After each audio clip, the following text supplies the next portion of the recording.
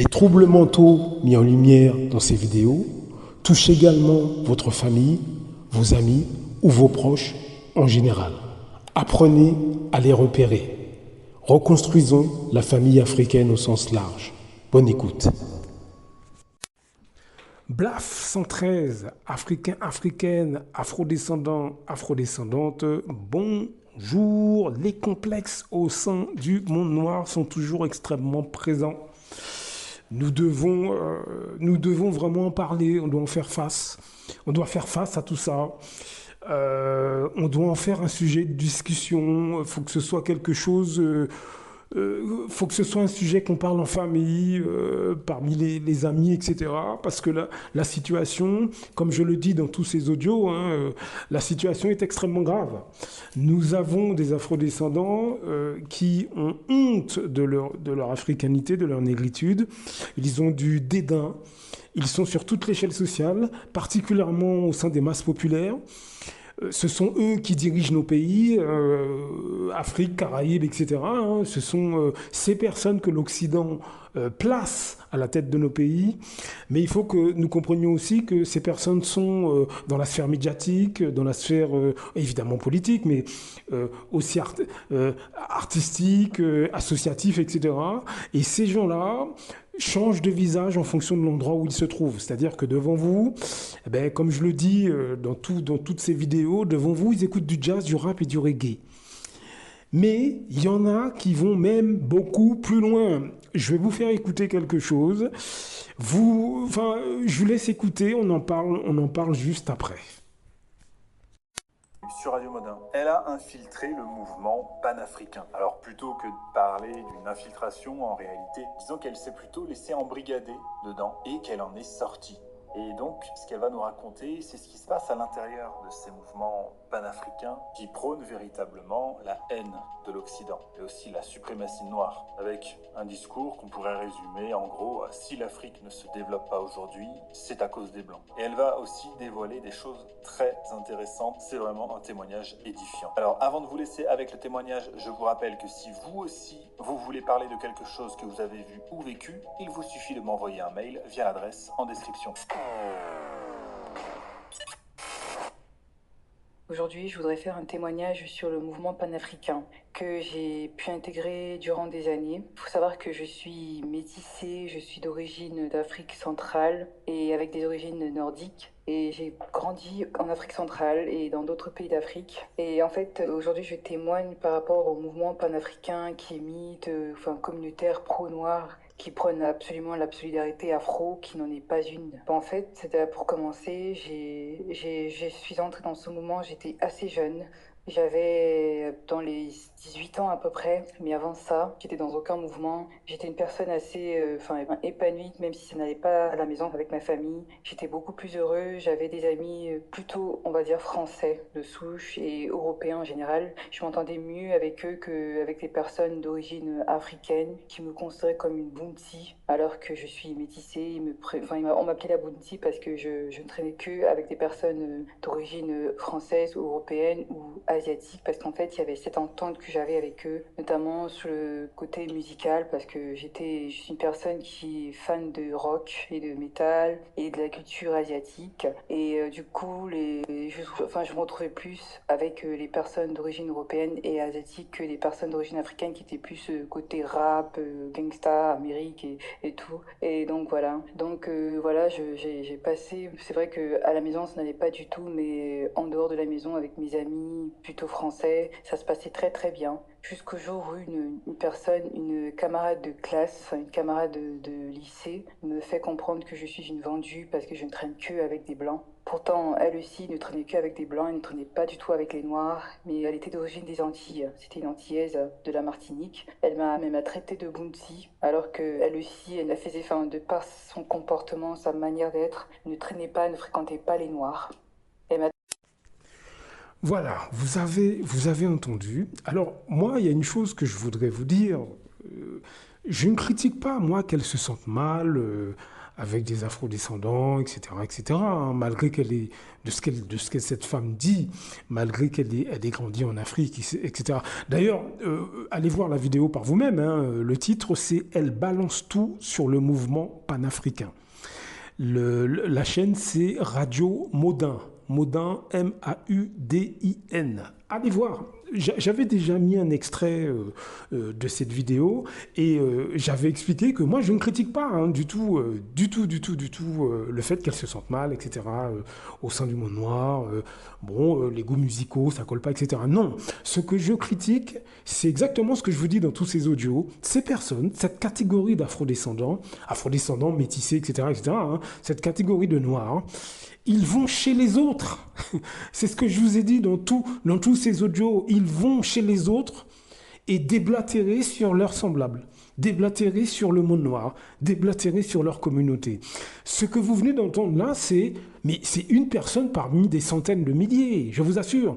Pendant 15 ans, j'ai observé ces gens faire. Alors, j'en ai pas vu, à mon niveau, j'en ai pas vu des centaines de milliers, mais j'en ai vu des dizaines et des dizaines et des dizaines. C'est ce que je vous dis dans tous ces audios. C'est ce que je vous dis. Ils vont chez les autres déblatérer sur le monde noir. Mais je vous assure que sur toute l'échelle sociale, nous avons cette catégorie de personnes, des malades, complexés, parce qu'à la limite, qu'elles se sentent mal au sein du monde noir, moi, je peux le concevoir. Mais comme je l'avais dit dans le dernier audio, pourquoi ne pas avoir fait une vidéo sur ce sujet-là et une vidéo qui s'adresse aux afrodescendants. Voilà. Je veux dire où elle se débrouille pour contacter un influenceur où elle pourra s'exprimer et à la limite, elle fait une intervention, elle dit ce qu'elle a à dire, il n'y a pas de problème.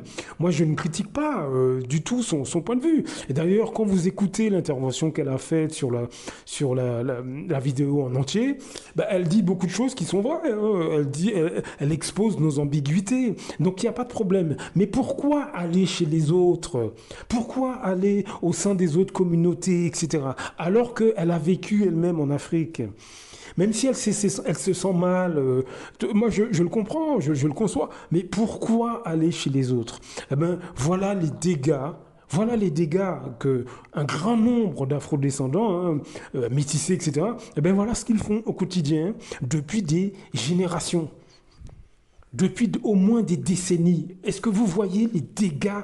Parce que si vous allez voir la vidéo qu'elle a fait sur la chaîne Radio Modin, vous savez que cette vidéo, donc, au moment où je parle là, elle date de 11 jours. Ok? Elle a eu 44 000 vues. 44 000 vues. Est-ce que vous comprenez? Est-ce que vous comprenez? Ce qui est très bizarre, c'est que tout le monde a un visage caché là-dedans. Alors vous me direz, moi aussi, je suis à visage caché. Oui, bien sûr, mais tout simplement parce que ce que moi je veux, c'est ce que je dis qui est important et pas ma tête. Pas ma tête. Et puis en plus, c'est vrai, j'ai pas envie de me montrer. J'ai pas envie de me montrer. Mais ce qui est important, c'est ce que je dis, c'est des informations que je transmets. Vous êtes d'accord ou pas d'accord? Mais c'est ça qui est important pour moi. Mais apparemment, elle préfère être à visage caché chez les autres, déblatérer ce qu'elle a à dire, mais en fait, concrètement, ceux qu'elle met en avant, c'est les autres. L'image que ça donne, c'est ça. Et deuxièmement, c'est une Antillaise qui elle-même ne côtoie pas les afrodescendants, qui lui dit à elle qu'elle est Bounty. Donc, est-ce que vous voyez entre eux comment ils se traitent? Est-ce que vous voyez entre eux comment ils se traitent? Même entre eux. Est-ce que vous voyez quand je vous dis, est-ce que vous comprenez quand je vous dis que beaucoup d'afrodescendants sont des manipulateurs? L'Antillaise ne côtoie pas elle-même de noirs, mais elle reproche à un autre noir, une métisse en l'occurrence, elle lui reproche d'être une bounty, de ne pas côtoyer les autres afrodescendants alors qu'elle-même ne les côtoie pas. Est-ce que vous comprenez quand je vous dis que ces gens sont à quadruple visage? Quadruple visage. Allez voir l'entièreté de la vidéo. Allez voir. Est-ce que vous comprenez ce que je vous dis? Ces gens ont des dizaines de visages différents. C'est un trouble du comportement. C'est un trouble mental. Ils n'arrivent pas à se positionner, ils ne veulent pas se positionner et ils restent dans cette mélasse comme ça psychiatrique et ils nous créent des problèmes, beaucoup de torts. D'après vous, 44 000 vidéos. 44 000 vidéos. Et vous savez quoi? Quand vous allez voir cette vidéo, regardez les commentaires des afrodescendants ont applaudi les commentaires de cette femme. Ils ont même eux-mêmes laissé des commentaires disant bravo, t'as raison, etc. Ça veut dire que au lieu de lui dire tu peux penser comme tu veux, mais pourquoi tu vas chez les autres déblatérer ce que tu as à dire, pourquoi tu ne t'adresses pas à nous directement? Eux, ils applaudissent. Donc, vous voyez que c'est une communauté de personnes qui sont comme ça. Ça corrobore mes propos. Malheureusement, moi, j'aurais préféré avoir tort. Moi, j'aurais préféré avoir tort, hein, pour être honnête. Hein. J'aurais préféré vraiment me planter complètement. Mais malheureusement, les faits me donnent raison. Et j'ai pas envie d'avoir raison. Moi, j'ai pas envie. J'ai pas envie d'avoir raison. Mais les faits sont là. Les faits sont là, malheureusement. Moi, ça m'attriste, pour être honnête. Ça me blesse. Si elle a des choses à dire, ben, autant qu'elle fasse une vidéo et qu'elle le dise, qu'elle nous le dise à nous. Et on doit prendre nos responsabilités, on doit essayer de comprendre pourquoi une afrodescendante, aussi métissée soit-elle, pourquoi bon, ben, elle se sent mal, quoi. D'ailleurs, elle a expliqué, hein, les goûts musicaux, ça colle pas, etc. Et elle a raison, elle a entièrement raison. Mais pourquoi aller chez les autres? Pourquoi? Donc, est-ce que vous comprenez la situation dans laquelle nous nous trouvons? À une époque où beaucoup d'entre nous se battent contre le franc CFA, le racisme, etc., hein, prennent des risques, se font tuer, hein, on pense à Omotunde, etc., eh bien, vous avez une catégorie d'afrodescendants, ben voilà ce qu'ils font. Voilà ce qu'ils font. Ils vont chez les autres déblatérer sur nous. Au lieu de nous dire les choses, même de manière anonyme, hein, faire une vidéo, faire un audio, comme je fais, hein, comme je fais, il n'y a pas de problème. Eh ben non, ils vont chez les autres. Et ça, c'est, je vous assure, c'est des centaines de milliers de fois par jour, que ce soit en Europe, particulièrement en France, ou dans nos pays d'origine. Hein. Dans nos pays d'origine, c'est exactement la même chose. Nous avons des afrodescendants qui vomissent sur l'ensemble de la population avec les étrangers qui sont installés chez nous. Je les ai vus et entendus. Donc voilà où nous en sommes, mes amis. Est-ce que vous comprenez pourquoi il est urgent que nous abordions ce sujet? Il est urgent que nous nous attardions sur ce trouble du comportement, parce que vous avez vu, vous, beaucoup de blancs, de manière, ou d'arabes, ou de chinois, etc., qui viennent parmi les noirs systématiquement déblatérer sur leurs semblables? Non. Vous avez des Européens, des Arabes, des Chinois, etc., qui dénoncent un certain nombre de choses dans leur communauté. Ça, moi, j'en ai déjà entendu plusieurs fois, mais de manière quasi systématique, non. Vous avez des hommes noirs sur YouTube qui disent ouvertement qu'ils ne veulent pas de femmes noires. Il y en a plein qui font ça. Vous avez des femmes noires qui font exactement l'inverse. Enfin, c'est un bordel sans nom. Nous sommes complètement déstructurés dans nos têtes. Et ça, ben, c'est psychologique.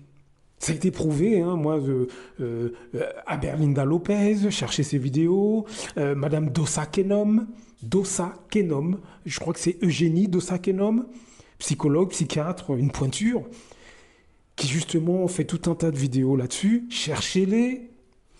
Mais avant ça, il y a eu France Fanon, Thomas Sankara a dit un certain nombre de choses, Marcus Garvey, etc., etc. Donc, nous devons en parler parce que la situation est grave. Blaf! À très bientôt. Beaucoup d'Africains se lèvent contre des autres Africains. C'est généralement à travers la corruption. L'Europe, l'Occident le sait. La meilleure façon de faire tomber un Africain qui se lève pour les intérêts des Africains, il faut aller corrompre ses amis ou ses compatriotes. C'est comme ça, c'est toujours à cause de l'argent. Celui qui a fait tomber son Sankara, il a fait pourquoi? C'est parce qu'il voulait être Sankara à la place de Sankara.